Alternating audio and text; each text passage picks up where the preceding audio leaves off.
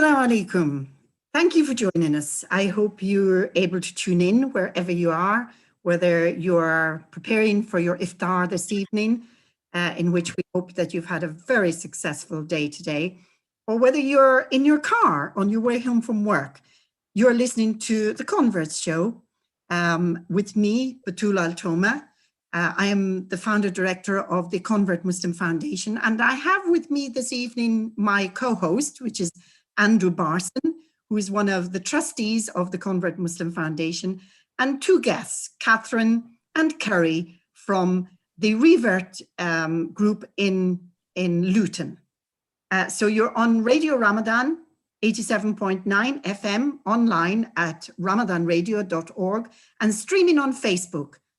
If you'd like to call us anytime during the show and let us know how you feel about what we're talking about and give us any of your feedback, your comments, your criticisms, please do so on 077 614 60614. That's 077 614 60614.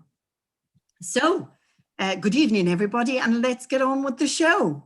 Thank you, everybody, for coming. Andrew, Catherine, and Kerry. Assalamu alaikum. Alaikum salam. Alaikum salam, everybody. Inshallah. Hope your Ramadan is going well.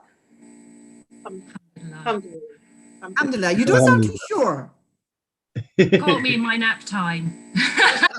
This is the time of day I normally have my nap before I... Oh my goodness, Kerry. I can't believe you're saying that, because some of our listeners will probably be on their way home from work. I know. I'm going to try and be energized, though, as much as I can, inshallah. Good. Excellent. Okay. So this is the Converts Show. And when we talk about converts to Islam, we often talk about, how they've converted to Islam, their stories and this and that. But I think we'd like to do something different, really, on this Convert Show. And we would like to keep it upbeat and positive, and hope that we'll be able to have some of our listeners joining in with us. So I thought we might start with the whole idea of what it means to be British and Muslim. Do we think that there's a conflict of interest there, or a conflict of any kind there? I just wondered what your thoughts may about that. And, whether Islam, is it cut out for all sorts of places all over the world? Or, do we see Islam as being only applicable to the place in which it sort of began in the southern hemisphere, the heat of the Arab world? What are your thoughts? Perhaps I'll go to Andrew first. Andrew, what do you think?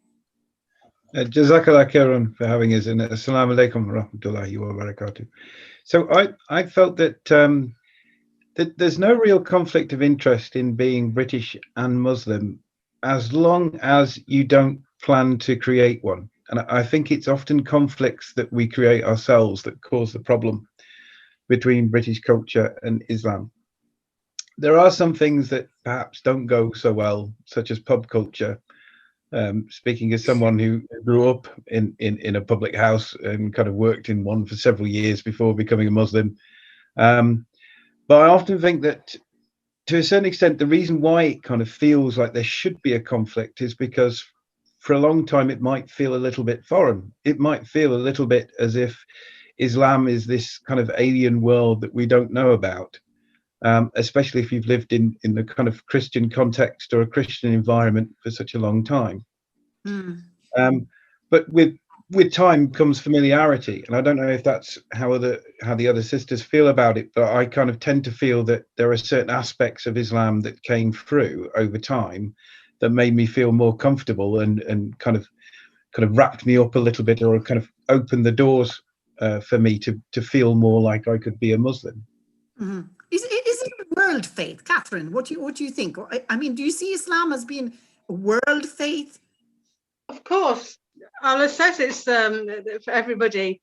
It's not just for one particular tribe or group of people. Allah created us differently, with different cultures and different languages, so that we can know each other and know ourselves. So absolutely, of course, Islam is for everybody. What do you think, Kerry? Do you feel that that's the way the world looks at Islam, or the world understands Islam? No, I don't think that's the way the world understands Islam. I think that's the way we as Muslims understand Islam, because that's the perspective we've been brought up to believe.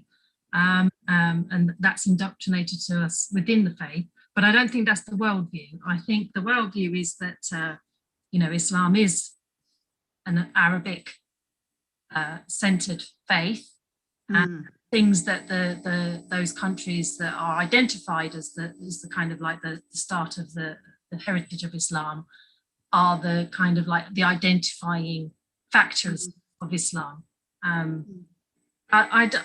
This idea of British Islam, I think for us new Muslims, this is kind of like, well, this is kind of not new to us, because we've already kind of, as individuals, as we accepted this faith, had to go through, certain changes. And I think that, so therefore we kind of can identify actually with the kind of the newer generations of Muslims within the UK who kind of are identifying themselves maybe as British. I don't think it's a term that's used often, actually.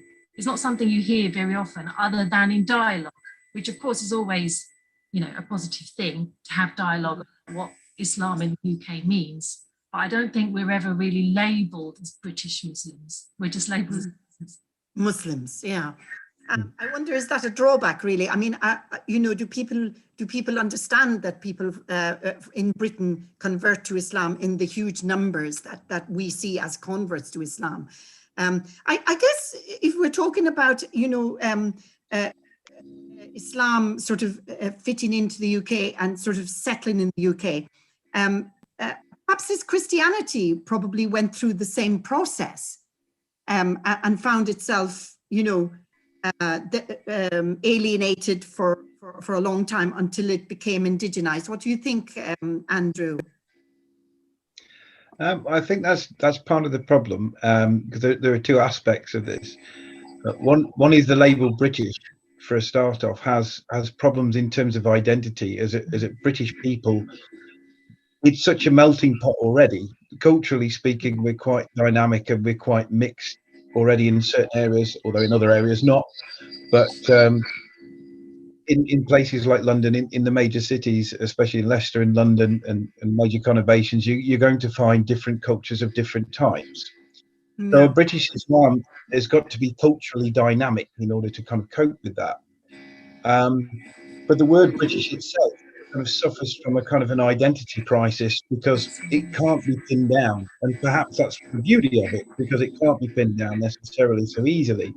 And over years and over time, with kind of invasions and other things that have happened with these isles, that's how it's developed, and how people have kind of come here and changed the landscape of what it means to be British. So Islam is now having that influence as well, and it's probably picking up from some of the other cultures. So to say a British Islam is a very difficult concept, because it's kind of, well, which Britain and which Islam necessarily. Yeah, I agree, Andrew. I think as well, the fact that we've obviously got this history of a melting pot of ideas and things coming into the UK, but also you've got to look at globalism. The fact now that we are, part of a global community that is so accessible, that in a way almost feels as if like the idea of being British is a bit diluted. That being British really only relates to being in this geographical location, and being born here perhaps, not really having an identity as such, as strong as maybe people think. And I think that kind of crisis of identity for Britishness is kind of the part of the problems that we're kind of seeing in British society, with this kind of reflection of different ideas. And Catherine, you seem to want to say something. Yeah, I was going to say, I think one of the problem is that, Andrew mentioned about different cultures coming to the UK, to Britain over the years.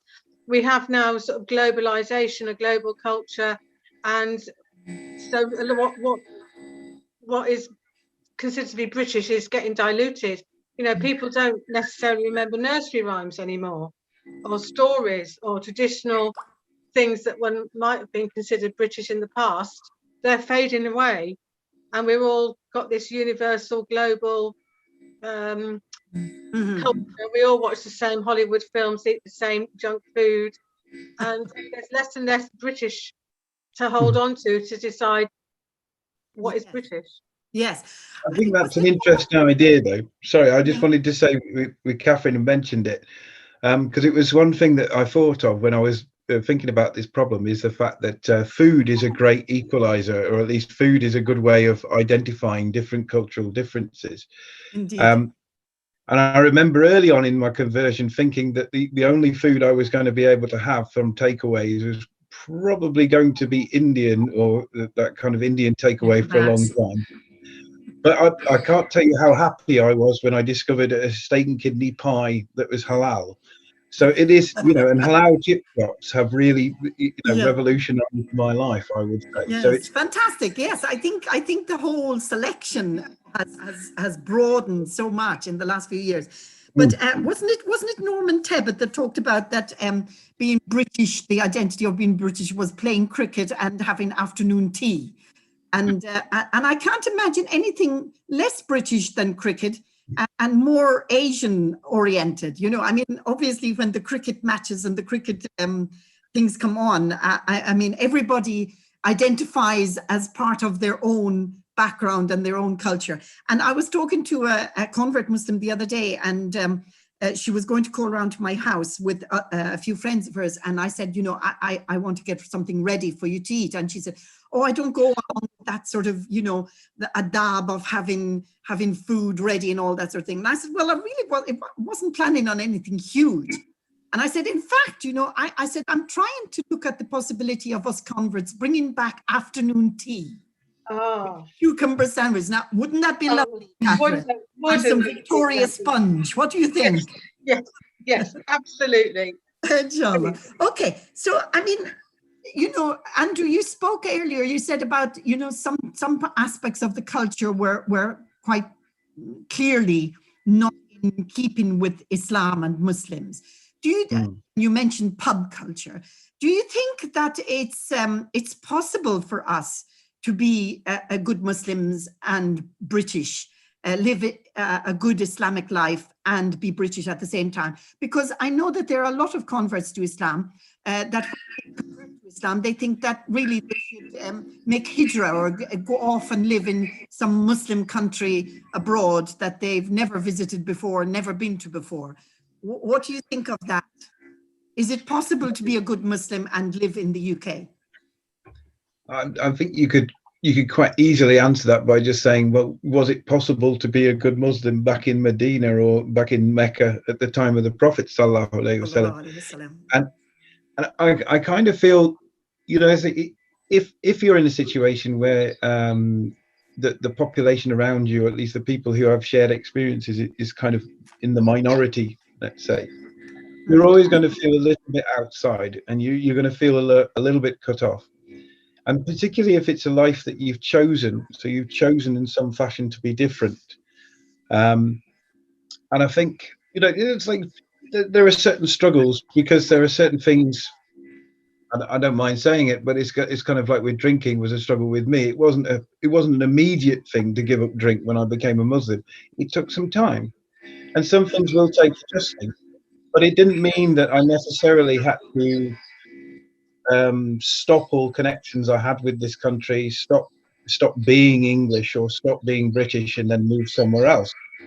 I think if I'd have done that, I would have been kind of lying to myself a little bit. I think what it did was it brought forth a few other things. I mean, we talk about the concept of a kind of a British gentleman or British manners, and I think Islam has got a lot to offer in that respect, in terms of bringing back something closer to the kind of the manners of olden time, as we would say. But I think there's, even in Islam, there are certain things that are universal, and it wouldn't matter what religion you're in. And those things are things like family ties, things like having friends, things like learning, things like working. All of these things Islam does not prohibit to a certain degree. There might be examples where it does, but for the most part, if you're earning a good living, if you're living with your friends, if you're living with your family, you can still have that social space. You can have that social time, and there's nothing that Islam does to say that you can't. Yes, yeah. How do There you was feel a about it, feeling. ladies? Sorry. Sorry, I Sorry. was just going to ask, and I don't know if this was something that Kerry and Catherine felt, but there was a feeling early on, though, that you were having to tell yourself no quite a lot of the time, and I don't know if you have to get over that part of conversion where the no stage. Is that something that occurred to either yourselves? Yes, I wonder, and of course, Carrie and Catherine, I'll come to you. I wonder, has that more to do with when we meet in other Muslims who have a very culturalized, overview of Islam, and make us feel that actually that being British and being Muslim don't tally together, and sort of have this huge anxiety about what it is to be British and Muslim, as though somehow our Islam is going to be watered down by the fact that we're British. Terry, I think confidence has a lot to do with it. I know for myself, in my own journey, there were times where there were pressures, for example, to dress a certain way, and I went along with that because it was sold to me as, this is the modest way to dress, and this is the, it's good for going to the mosque, and etc. And it took some confidence for me to actually, once I kind of, got some knowledge and some confidence in my own identity as a Muslim, to actually say, no, I am British. This is me. I'm not Kerry, born in Luton, raised in Luton. And this is what I know, and I can't wear these clothes. They make me feel odd. This is not comfortable for me. Yes. So it took some confidence to actually stand back and say, no, actually, I'm going to dress like an English lady still, obviously within the rules of hijab as best as.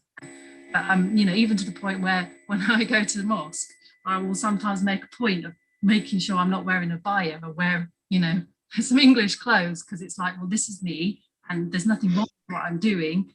You need to accept me as I am, inshallah. Catherine, how did you feel? How do you feel? I don't think I had those cultural pressures really. When I became Muslim, I was married to a French Muslim, so and we very much had a shared European heritage that we valued. It was important. We saw that Islam had solutions for European people as well as everybody else in the world, and I never had any real family pressures from the family. And also now my husband I have now, who's Turkish, I've never had the experience of having in-laws or relatives putting on that sort of pressure to me. I think I might be a little bit unusual in that respect, that I haven't personally experienced cultural pressures to behave or dress a certain way, or eat restrict my diet to certain foods. But that's and I was introduced to Islam by a European. I'm very pro-European, by the way. I think European. I like to consider myself as European Muslim as well as a British Muslim, and that is a strong part of my Islamic identity, is that I'm British, European, and it fits absolutely with everything that's important for me. And there's been no conflict. That's great. I just want to remind everybody that this is the Convert Show you're listening to, with me, Batool Toma. I am the director of the Convert Muslim Foundation, which is based in Leicester, but we work with converts to Islam all over the country. And my guest and my co-presenter is Andrew Barson, also from Leicester. And my guests are Catherine and Kerry, who are running the Revert group in Luton, which is very near to London, of course, and we're on Ramadan Radio 87.9 FM online at ramadanradio.org and streaming on Facebook. And if you'd like to call, if anyone's listening and you'd like to call and comment on what we're speaking about, please do on 077 614 60614. That's 077 614 60614. I wanted to come back to the what we were talking about, because, you know, I notice, and I'm sure you've noticed as well, that when Muslims came into this country, came into Britain, they kind of confined themselves to certain spaces within cities around the country. And there was almost this feeling that, yes, although we like to be here and we're trying to build a better life for ourselves, and we're going to work really hard to do that, we do still see Britain as a kind of a threat. It still makes us feel anxious about our sense of identity, and the children, our children, and the possible loss of Islam, or our, watering down of Islam. And perhaps sometimes that has been passed on to us as converts to Islam, where we're also sort of put into this very confined space, or this very narrow kind of view of things, and how it affects us in terms of, are we drawn away from our community? Do we still feel part of our community? Do we feel separated from it? How do we get back to how we feel about community and social service and working within our community? Do you think that's a possibility? I think that, just to jump in there, I think that there's something to be said about, when we had this influx of the cultures that brought Islam into this country, predominantly, in the 1950s. I think there was this element of protectionism to try and preserve their way of life. Mm-hmm. I think in a way, naturally, and I think in a way, on reflection, they were kind of right, because I think that there is evidence of a loss of Islam with the younger generations, because of this clash between the culture of Islam and the culture of this Western country. Children were going to British schools and, were then seeing how people were living that was contrary to the ideals of Islam, and perhaps were being taken along, and influenced by that. In some ways, they were kind of right to protect themselves in a way, and we kind of can still, I think it's still visible in a way, where you get these pockets of larger Muslim communities around the UK.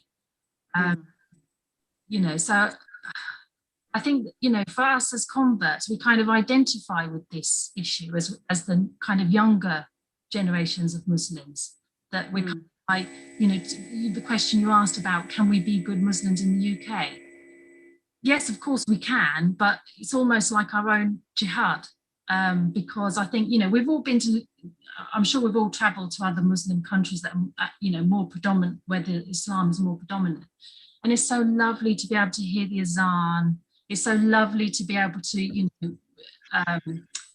share like more the celebrations of Ramadan and Eid, not necessarily because it's a cultural way that it's celebrated, but just the fact that it's a shared. And I think as converts, we kind of understand this kind of need to kind of be a shared space. Andrew is itching to get in here. Andrew, yes, I think you're. I was just thinking with what Kerry was saying, in terms of the fact that I'm not sure if it's always just the case that it's kind of Islam clashing with the Western culture. I think a lot of the times as well, it's the case of the kind of the ethnic culture clashing with the Western culture.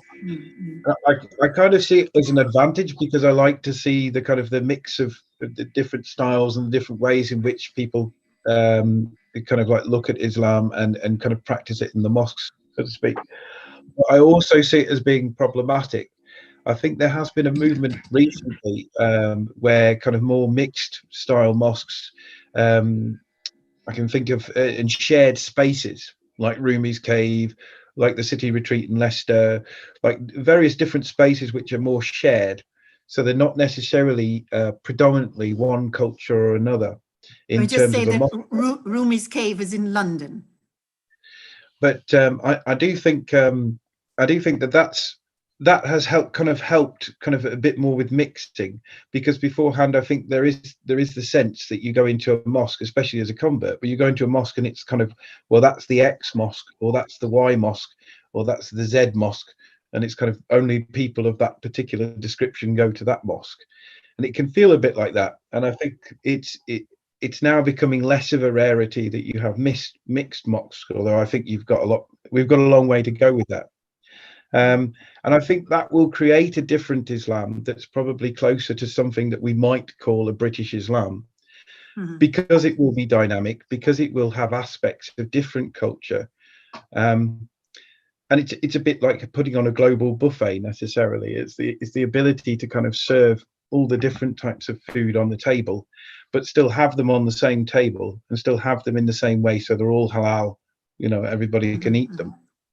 That's the way I see it at the moment, and I'd hope it goes further that way.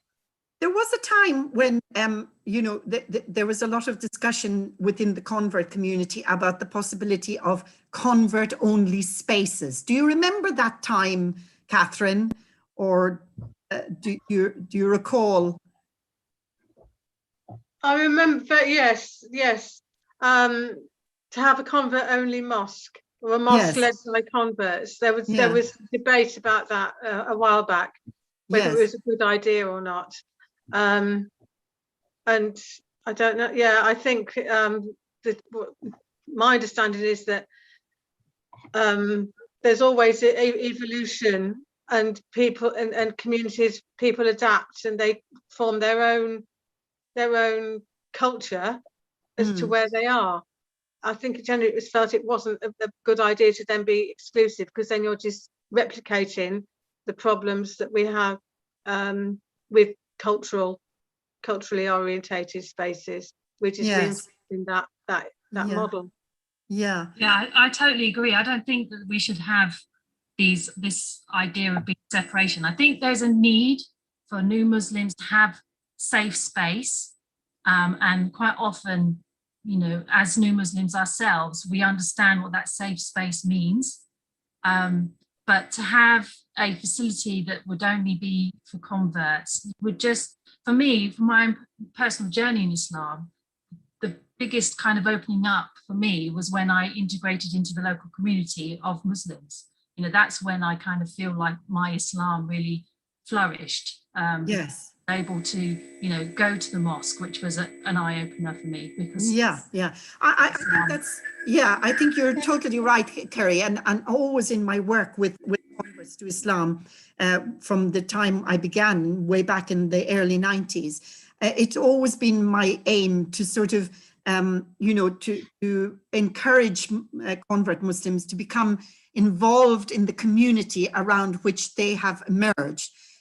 Because I think that's where they meet, their own potential is used to its best. And so I always felt that. But we were always surrounded. I love what you said, Andrew, about the cultural banquet within mosques, that it's changing spaces to that extent.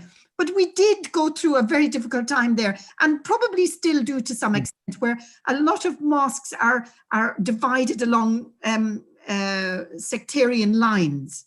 And we still have much of that, and we still have much of the mosques that don't include women, and they have gender specific spaces generally for men. And I think as converts to Islam, we still have problems with these kind of things. And I wonder, how the future will unfold, or how fast things may happen or unfold in order to meet the demands, because the convert community is a growing and dynamic community, and we can't accept this kind of, segregated gender situation for much longer. No, I agree. It's because you mentioned about you've encouraged converts to get involved in their local Muslim community and their mosque, and I think certainly as a woman I've experienced barriers to be able to sort of develop that in any significant way, and a lot of women are frustrated by that. And there is a side movement, if there is an idea about women only mosques that's got a certain amount of pace going behind it. and the arguments for that and against it. But so long as there's barriers for all suitable people participating at whatever level in the development of the Muslim community, there will be feelings or tendencies for people to want to make their own space where they feel they can be effective. Yeah, I feel Catherine's got a good point there in terms of the fact that you know, with the discussion around women only mosques, and I could see Kerry reacting to that as well. But I think the answer to segregation is not more segregation, and it's always about having a level playing field. And I think Catherine makes a really interesting point there in terms of, if we can make people feel welcome to bring their culture into Islam, then we do not have a cultural problem with Islam. It doesn't mean that you have to water down Islam. It doesn't mean that you have to change the rule book all of a sudden to allow certain things to happen which shouldn't happen. You know, it's like, who knows? We might yet see a halal pub, which will effectively be a late night cafe somewhere. I mean, I think we already have those in certain areas. I think we have indeed. Yes, there are. We have late night alcohol-free drinking places. Absolutely. Yeah, yes. and I think we have to kind of embrace some of these ideas, and we have to say, well, it is perfectly possible for a British Islam to exist, and it is perfectly possible for those spaces to be effective. But if we don't make them welcoming, nobody will want to come. That's the question mark. You know, if we don't make them welcome, nobody wants to come. Kerry, I mean, you'd be surprised how, for us in the Little Revert group, how many times we've been challenged by the fact that talking about gender segregation, we've made it a policy that we don't segregate our meetings and have women only or men only meetings. The main reason we do this is because when a new Muslim accepts Islam, they're not in a bubble, they're not on their own. It affects their family and it affects their friends. And, you know, often, you know, their family and friends don't understand these choices that they've made with this new religion that, you know, that's contrary to their way of life. And so Luton Revert Group is very passionate about making sure that, you know, a new Muslim can come into the safe space and bring with them whoever is their comfort blanket. You know, they can bring with them their children or their husband or their friend. And, you know, obviously within the meetings, we try to observe hijab as best we can. But, you know, if we had it segregated, they wouldn't be able to do that. They wouldn't be able to bring, you know, I can fondly remember an iftar gathering that we had a couple of years ago when we were allowed to have iftar gatherings. And one of our brothers, that's a new Muslim, he brought his mum to the iftar. And she had been quite concerned about her son's choice, and which is understandable, you know, in this world of, you know, media, which is so against our beautiful faith. And she came and she loved it. It was amazing. She was lovely. She came and helped us set up, didn't she, Catherine? Do you remember? Yes. She came and set up. She really enjoyed it. And for me, this is part of what, you know, our kind of support is about for new Muslims, being able to give them that space where they can show, look, actually, there's other new Muslims. I'm not the only religious nut to accept this faith. You know, these people are normal. They're not planning anything. Everything's transparent. And alhamdulillah, it was just our iftars. I mean, I'm so sad that we haven't been able to have it last year or this year. Because they're just so lovely. They're just, everyone brings their family, and it's just, and we, you know, the food we have is the cultural banquet. You know, I remember one of them, we had lasagna.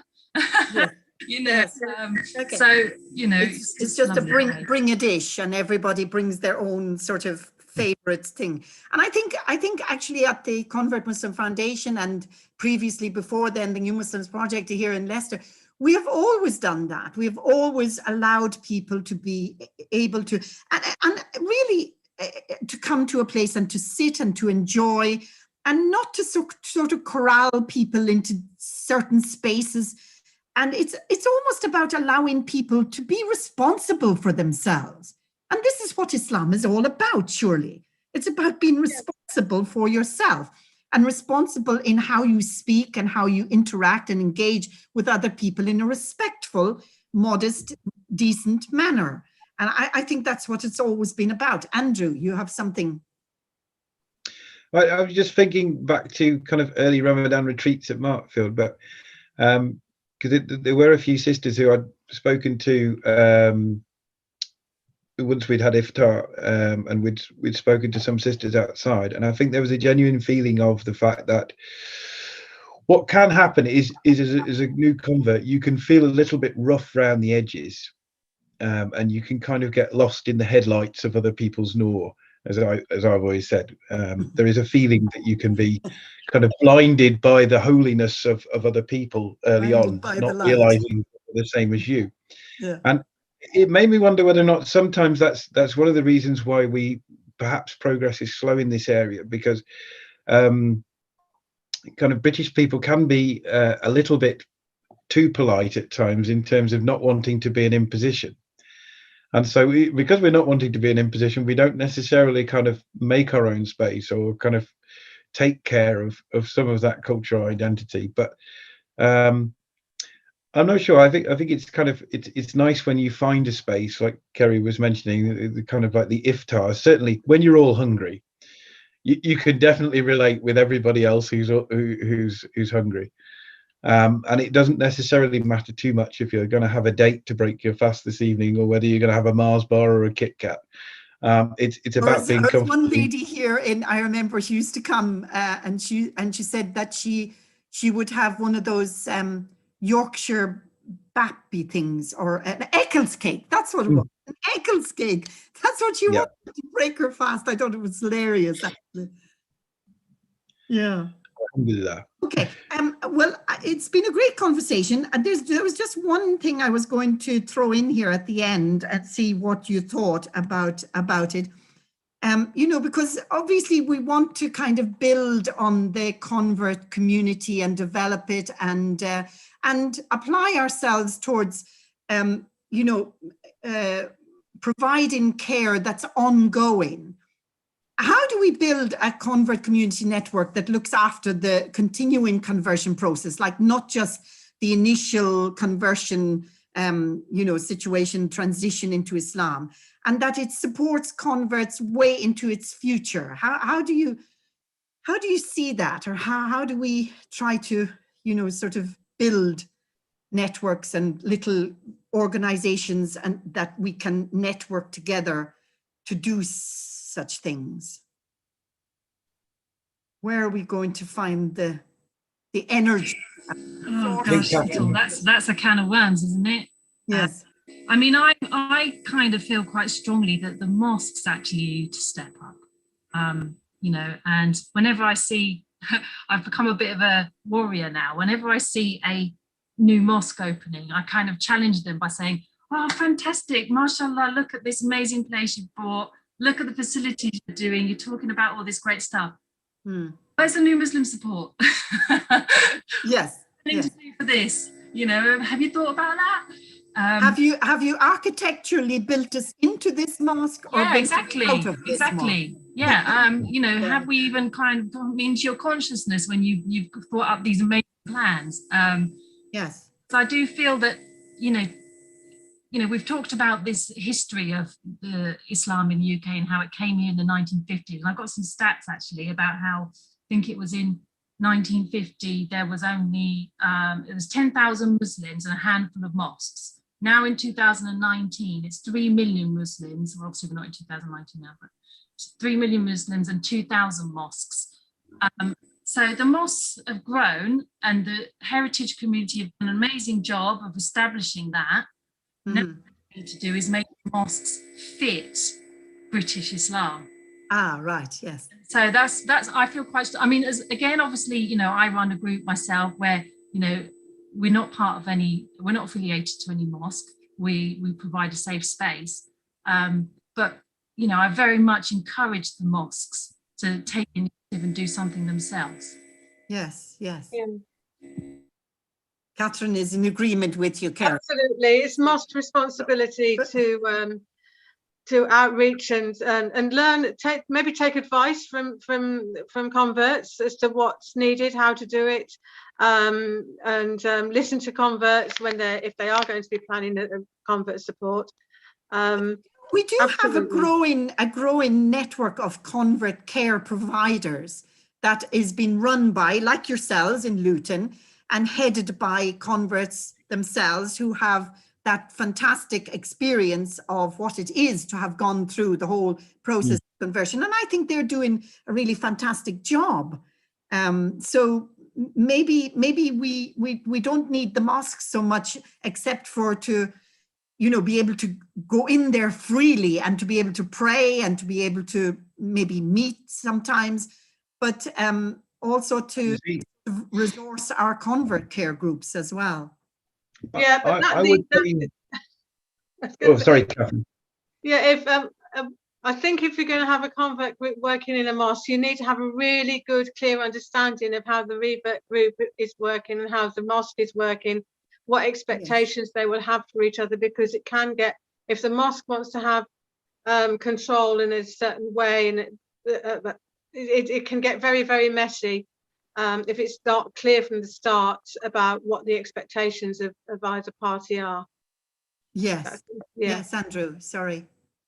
So I kind of think that having the bastions of culture for the heritage Muslim communities is not a bad thing. I don't think there's anything wrong with having culturally relevant mosques, so to speak, which kind of relay the culture of the people who created them.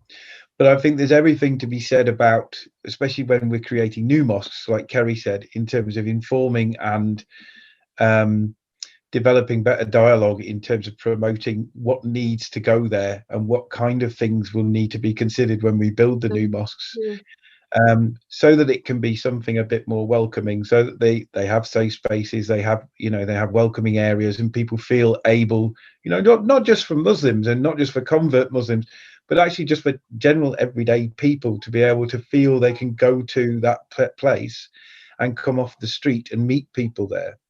So they don't feel it's something completely alien, because I think the less alien it feels, the more connected to it is. But I would say that there are commonalities we can grasp hold of there, and one of them is a phrase that I use everywhere and seems to be well respected, which is the idea of being a Muslim in progress. And I think the more times you can find a commonality with somebody that kind of transcends all of the cultural barriers, then those are the people who will bind us together. I think what I'm trying to say actually is that, as a convert Muslim community, we will carry on sort of living our Islam, but we will, certain things will happen, our parents will pass away, members of our families will pass away, we ourselves will pass away. How do we kind of navigate all of that, bringing in, non-Muslim members of family and, so on, and make them feel part of whatever's going on, whether that's us being part of a non-Muslim funeral or they being part of a Muslim funeral or wedding or rite of passage, whatever it might be.